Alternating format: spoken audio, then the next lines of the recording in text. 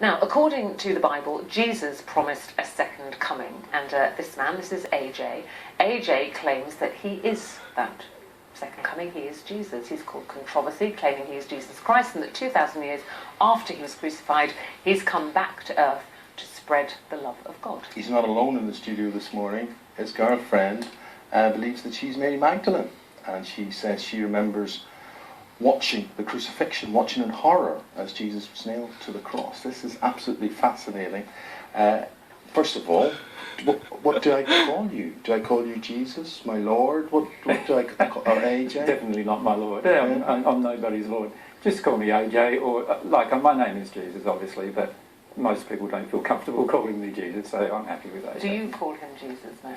On occasion I do, yeah. How does it feel, though, Jesus talking to us today, and everybody watching at home, and knowing that 99.9% of that audience are mocking you, or laughing at you, or saying, this man is bonkers, and she must be as bad as him? Well, I've experienced that kind of treatment most of my life in the first century, as well as the life now. We also receive that kind of treatment. And we're fairly used to that kind of treatment. I think when the majority of people actually hear or listen to what we say, then of course they have a much deeper interest in what's going on, and often they... Is the second coming more difficult than the first coming? No, I mean, no one's going to kill you this time around. I suppose from that point of view, it's better. Certainly, there are a lot more opportunities in this coming than in the first coming. Obviously, in the first coming, we could only spend time sharing with people through the word of mouth, whereas in this coming, we've got things like technology to share the truth with people, which is something that we do quite a lot of nowadays. Through what? Through Facebook and Twitter and social media? Or? No, we only do it through YouTube or through our own website. So we only share those things, and it's all for free. Nobody has to pay anything to listen to the YouTube channel or to get anything from the website. But there's almost 1,000 hours of material. Because there has been that accusation, hasn't there, that people pay and you have DVDs and cassettes to listen to and books. It's a big cult. So that people are saying, you're just creating a cult and you're exploiting people. Yeah, that's what they say, but the reality is that we do everything for free, and we receive donations from people, obviously, because that's the only way we live. We don't have any other form of income.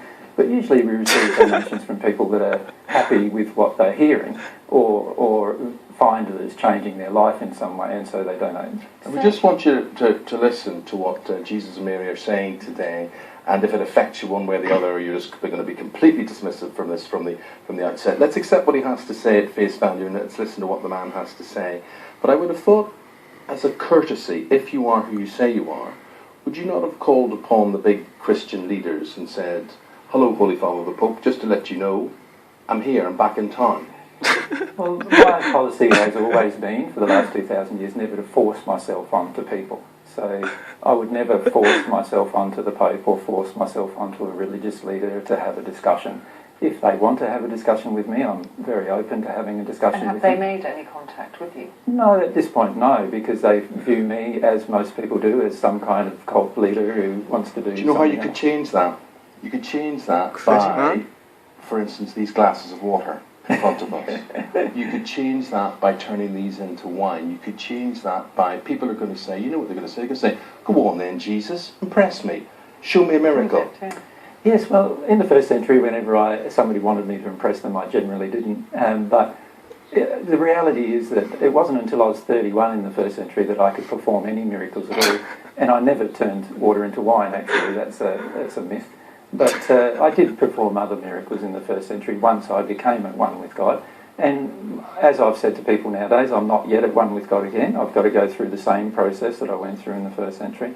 Once I become at one with God again, both of us expect to be able to perform what people might call miracles. But to us, they're just the realities of being at one with God. Gosh, there's so much I want to talk to you about. Yeah, you grew up in a very small community in South Australia. I did. So when did you believe, when did you think, I am Jesus? Well, I've had memories all of my life, of my entire 2,000 years of life, but it's been very difficult to assimilate them psychologically into my current life. So That didn't happen until I was 40, or just after 40 years of age. But before then I've had many... 40 or 14? 40. 14. Yeah. And I'm 50 now, so 10 years ago, around about. But I've had many memories from the age of 2 onwards. But So when you say memories, Yeah. what sort of things are we talking about? memories of my life, of And what your happened death? in the first century, my death, yeah. They Your were traumatic. resurrection? Yes. Have people ever said to you that that could just be a dream? You know, we all have dreams that we've been something, been somewhere, been somebody else. Certainly they could be those things, and I've spent a lot of time hoping they were, actually, because I realise that if I said what I'm currently saying, that obviously people would generally respond with laughter and derision initially, and so of course I myself even hoped that they weren't real. But of course, Mary, then you come into the picture, and you believe you two were meant to be. What do you remember of Jesus' first time around? In the first century, when we Yeah. knew each other, I remember him as very similar to how he is now, a very humble man, a very kind man who gave a lot to others without expectation or demand upon them. See, a lot of people Someone- would believe he was a celibate, and then there is a theory, of course, that he wasn't celibate, that he would have engaged with Mary Magdalene, for instance. Well, he did. we got married in the first century. I was celibate before then. Yeah, that's true. But to people who would be Christian and who would be offended by that sort of belief, what would you say, and what is your message to the world today? You want to go? Well, the primary message is that there's 2 forms of love. There's the love that comes out of the individual, given to another, and there's God's love that can enter the individual. And God's love has the power to transform not only the individual into becoming a more loving person, but also transform the world. And what we're trying to encourage people to do is to engage this process with God, of receiving love from God, and then noticing the changes that occur inside of themselves, and then sharing that love with others. So that's our primary message. And why have you decided to tell people now that you believe you're Jesus, that you are Jesus? Well, I've been telling people ever since I realised, which was nearly 10 years ago. It's just now there's more media interest, I suppose, than there was before. And as soon as I realised that I was Jesus, I felt I had to be honest with people about my identity, so that's what I did.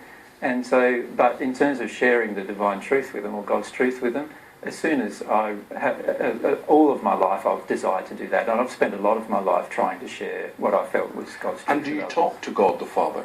Are you in communication with the Father?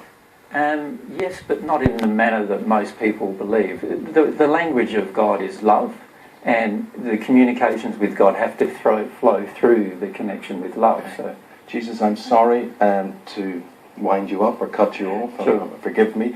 We head to the news. We've got to do that. It has been amazing meeting you. Thank you very much indeed. What do you think?